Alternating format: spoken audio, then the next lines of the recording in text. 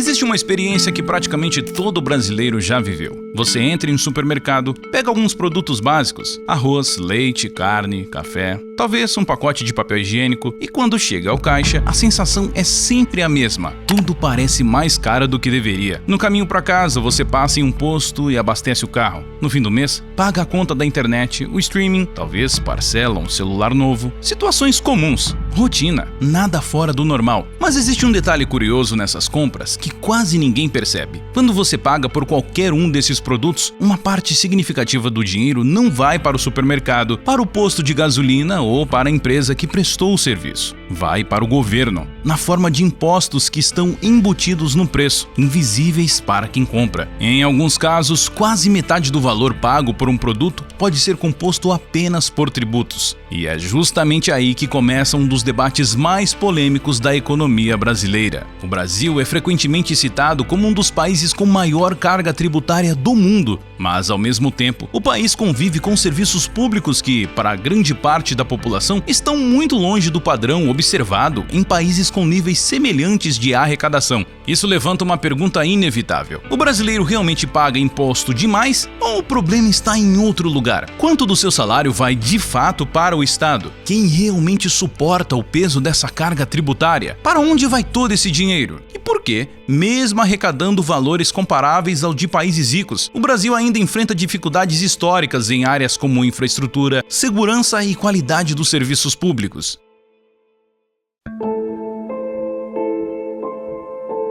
Quando se fala em impostos, a primeira pergunta que costuma surgir é simples. Afinal, o brasileiro paga muito imposto? Para responder isso, economistas usam um indicador chamado carga tributária. Ele mede quanto um país arrecada em impostos em relação a toda a riqueza produzida naquele território, o chamado Produto Interno Bruto. O PIB. No caso do Brasil, esse número gira hoje entre 32% e 34% do PIB. Na prática, isso significa que toda a riqueza gerada no país, aproximadamente 1/3, vai para o governo na forma de tributos. À primeira vista, esse valor pode parecer extremamente alto, mas o cenário internacional mostra algo mais complexo. A média dos países desenvolvidos, especialmente os membros da Organização para a Cooperação e Desenvolvimento Econômico, a OCDE, gira em torno de 34,5% do PIB. Países como França e Dinamarca chegam a ultrapassar os 40%. Já os Estados Unidos arrecadam cerca de 26%, enquanto economias como Coreia do Sul e Suíça ficam próximas dos 28%.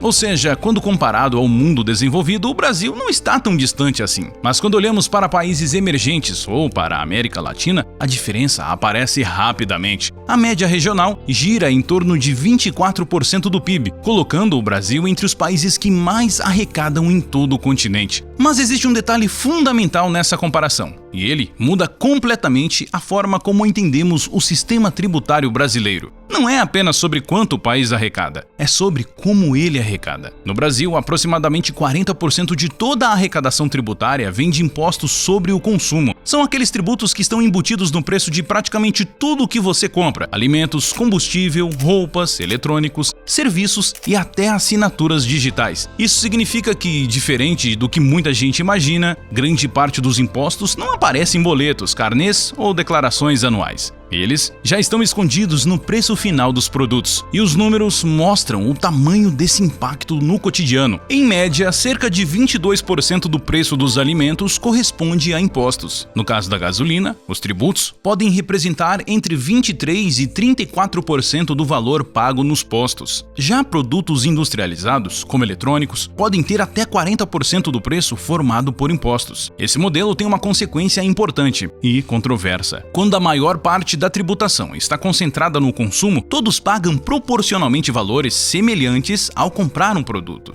1 litro de gasolina, por exemplo, custa praticamente o mesmo para alguém que ganha um salário mínimo e para alguém que ganha 10, 20 ou 50 salários mínimos. O problema é que, para quem tem renda menor, o consumo representa uma parcela muito maior do orçamento. Estudos mostram que famílias de baixa renda podem gastar mais de 40% do que ganham pagando impostos indiretos embutidos em produtos e serviços. Já entre famílias de renda mais alta, esse percentual costuma cair para algo entre 20% e 25%. Esse fenômeno é conhecido conhecido pelos economistas como regressividade tributária, quando proporcionalmente quem ganha menos acaba pagando mais impostos. E essa característica não é apenas um detalhe técnico do sistema. Ela influencia diretamente a desigualdade social, o poder de compra da população e até a dinâmica da economia. Mas entender quanto o brasileiro paga não é apenas metade da história, porque existe uma pergunta ainda mais importante. Se o país arrecada valores comparáveis ao de economias desenvolvidas, para onde vai todo esse dinheiro?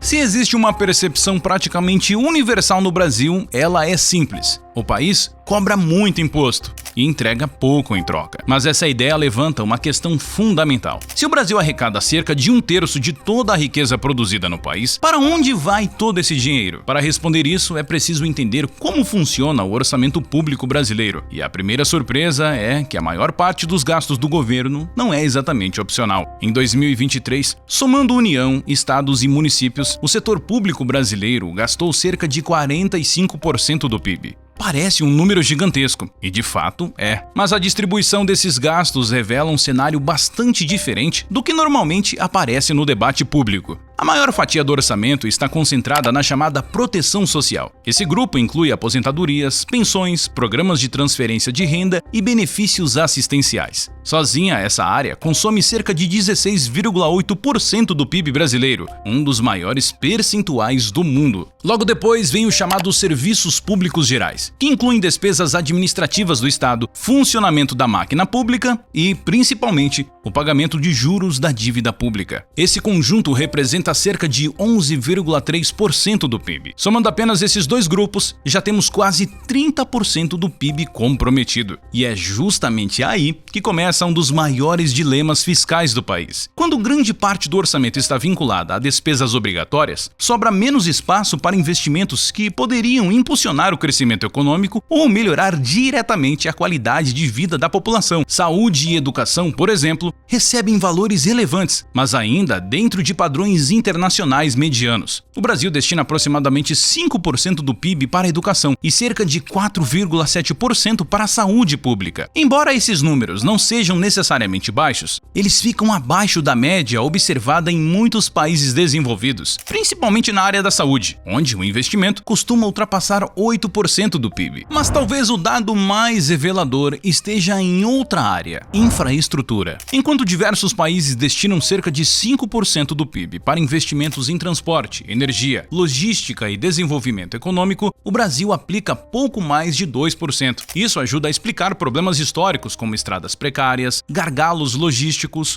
custos elevados de transporte e baixa competitividade industrial. Outro ponto frequentemente ignorado no debate público é o peso dos juros da dívida. Em alguns anos, o valor gasto apenas com pagamentos de juros chegou a superar o total investido em saúde, educação e assistência social somados. Esse fator drena uma parcela significativa dos recursos públicos antes mesmo que eles possam ser direcionados para políticas sociais ou investimentos estruturais. Esse cenário cria uma situação paradoxal. O Brasil possui uma carga tributária comparável à de países ricos, mas uma estrutura de gastos que prioriza a manutenção do sistema previdenciário, custeio do Estado e pagamento da dívida, deixando relativamente menos espaço para investimentos de longo prazo. E quando pesquisadores cruzam dados de arrecadação com indicadores sociais, o resultado costuma ser ainda mais preocupante. Estudos mostram que, entre os países com maior carga tributária do mundo, o Brasil frequentemente aparece entre aqueles com menor retorno em qualidade de vida, considerando fatores como educação, saúde, segurança e infraestrutura. Isso não significa que não houve avanços. Indicadores educacionais melhoraram nas últimas décadas.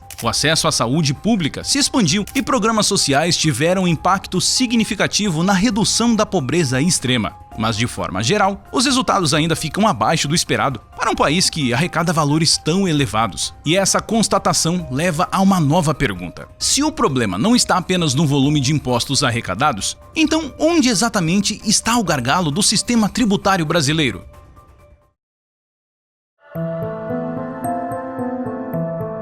Se o Brasil arrecada valores semelhantes aos de países desenvolvidos, mas entrega resultados sociais abaixo do esperado, e se boa parte do orçamento já está comprometida com despesas obrigatórias, então o problema pode estar em outro lugar. E para muitos economistas, ele está em duas características centrais do sistema tributário brasileiro: a complexidade e a desigualdade na forma como os impostos são distribuídos. Começando pela complexidade, o Brasil possui dezenas de tributos federais, estaduais e municipais, além de milhares de normas e regras que mudam constantemente. Empresas precisam lidar com diferentes legislações dependendo do estado, do município e até do tipo de produto ou serviço que oferecem. O resultado disso é um sistema considerado um dos mais burocráticos do mundo. Estudos indicam que empresas brasileiras gastam cerca de 1.500 horas por ano apenas para preparar, declarar e pagar impostos. Para efeito de comparação, a média dos países da OCDE gira em torno de 156 horas. Na América Latina, esse número fica próximo de 325 horas. Essa diferença não representa apenas papelada ou processos administrativos. Ela tem efeitos reais na economia. Quanto mais tempo e recursos empresas precisam dedicar para lidar com obrigações fiscais, menos sobra para investir em expansão, inovação ou contratação de funcionários. Além disso, a complexidade aumenta o risco de erros, disputas judiciais e até incentiva a informalidade, já que muitos negócios acabam operando fora do sistema para sobreviver. Mas a burocracia não é o único problema.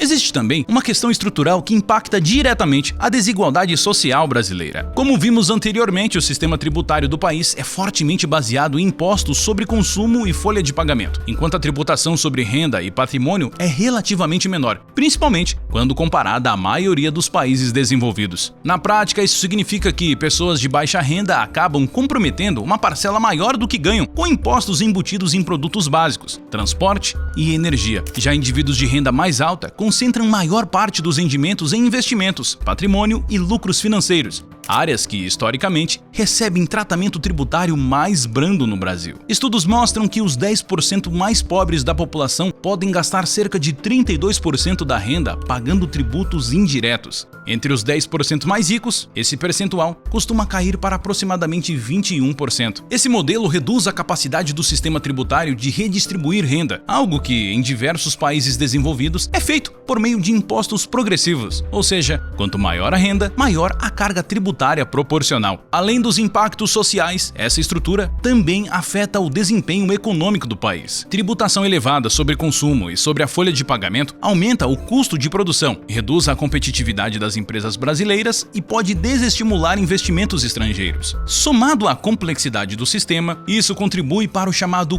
Custo Brasil, um conjunto de fatores que encarece a produção nacional e limita o crescimento econômico. Nos últimos anos, diversas propostas tentaram corrigir essas distorções. A mais recente delas resultou na aprovação de uma ampla reforma tributária que busca simplificar impostos sobre o consumo, unificando tributos e reduzindo a cumulatividade ao longo das cadeias produtivas. O novo modelo prevê a criação de um sistema semelhante ao imposto sobre valor agregado, adotado em grande parte do mundo. A implementação será gradual, começando em 2026 e com previsão de conclusão apenas em 2033. Defensores da reforma argumentam que ela pode reduzir a burocracia, aumentar a transparência e tornar o sistema mais eficiente. Críticos, por outro lado, alertam para o risco de aumento de carga tributária em alguns setores e para os desafios políticos e econômicos envolvidos na transição. Independentemente do resultado dessas mudanças, uma coisa parece clara: o debate sobre impostos no Brasil dificilmente será resolvido apenas discutindo quanto o país arrecada. A questão central está em como essa arrecadação é feita e em como ela impacta a economia e a sociedade como um todo. No fim das contas, a pergunta que parece simples: o brasileiro paga muito imposto? Revela uma resposta bem mais complexa. O Brasil possui uma carga tributária próxima de países desenvolvidos, mas estruturada de maneira diferente. O sistema concentra grande parte da arrecadação no consumo, o que tende a pesar mais sobre as camadas de menor renda. Ao mesmo tempo, enfrenta desafios relacionados à eficiência do gasto público, à rigidez do orçamento e à complexidade burocrática. Isso significa que o debate sobre impostos no país não é apenas uma discussão sobre números, mas sobre prioridades, modelo econômico e escolhas políticas. Nenhuma sociedade moderna funciona sem a arrecadação de impostos. Eles financiam serviços essenciais, infraestrutura e políticas públicas. A questão, portanto, talvez não seja apenas quanto se paga, mas quem paga, como paga e o que recebe em troca. E essa é uma discussão que no Brasil ainda está longe de terminar.